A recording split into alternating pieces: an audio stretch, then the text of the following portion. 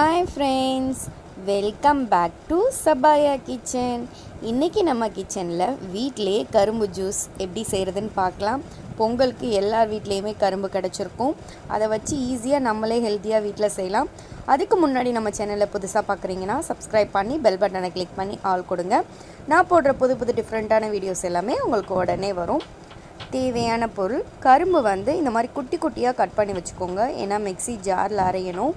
இந்த மாதிரி கொஞ்சமாக 2 பல் அளவுக்கு இஞ்சி எடுத்துக்கோங்க. லெமன் ஆஃப் லெமன் தேவைப்படாது, கொஞ்சமாக போதும்.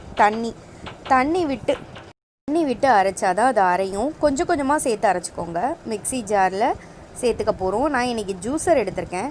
ஃபஸ்ட்டு நான் இந்த ஜூஸரில் உள்ளே விட்டு அரைச்சி பார்க்குறேன். அதை அரைச்சிதுன்னா நம்ம இப்படியே அரைஞ்சிக்கலாம். இல்லைனா அந்த நடுவில் சென்டரில் இருக்க பார்த்திங்களா, அதை ரிமூவ் பண்ணிவிட்டு கூட நம்ம நார்மல் மிக்ஸி ஜாரில் அரைக்கிற மாதிரி அரைச்சிக்கலாம். நீங்கள் இது இல்லைன்னா நார்மல் பெரிய மிக்ஸி ஜார் இருந்துச்சுன்னா அதில் கூட அரைச்சிக்கலாம். இதில் இஞ்சியும் கொஞ்சமாக லெமனும் சேர்த்துட்டு கரும்பை கொஞ்சமாக போட்டுக்கோங்க. இந்த மாதிரி ஜாரில் நான் அரைக்க ட்ரை பண்ணேன், வெளியே வரும். சரி, இந்த சைட்லலாம் நம்மளுக்கு உள்ள சக்கை உள்ளே இருந்துட்டு வெளியே வரும்னு. பட் ஆனால் இதில் எப்படின்னா அரைஞ்சிது, பட் ஆனால் அது அப்படி ஸ்டக்காகி நின்றுடுச்சு. ஸோ அதனால் நான் இது கொஞ்சம் நேரத்துக்கு அப்புறம் ரிமூவ் பண்ணிட்டேன். பாருங்கள், அந்த ஜூஸ் எல்லாமே வெளியே வருது. இப்போ நான் அதை ரிமூவ் பண்ணிவிட்டு நல்லா அரைச்சி எடுத்துக்கிறேன். கொஞ்சமாக போட்டு மொத்தமாக எல்லாத்தையும் போட்டு அரைச்சிக்கிறேன். இது கொஞ்சம் நல்ல பெரிய ஜார்னால் நான் எல்லாத்தையுமே போட்டுட்டேன். நான் எடுத்து வச்சுருந்தேன் எல்லாத்தையுமே.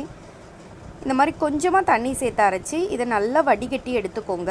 2 தடவை வடிகட்டி எடுத்துக்கோங்க. அப்போ தான் உங்களுக்கு அந்த இது இல்லாமல் இருக்கும். பாருங்கள், நம்ம சூப்பரான கரும்பு ஜூஸ் ரெடி ஆயிடுச்சு. நீங்களும் ட்ரை பண்ணி பாருங்கள். தேங்க்யூ.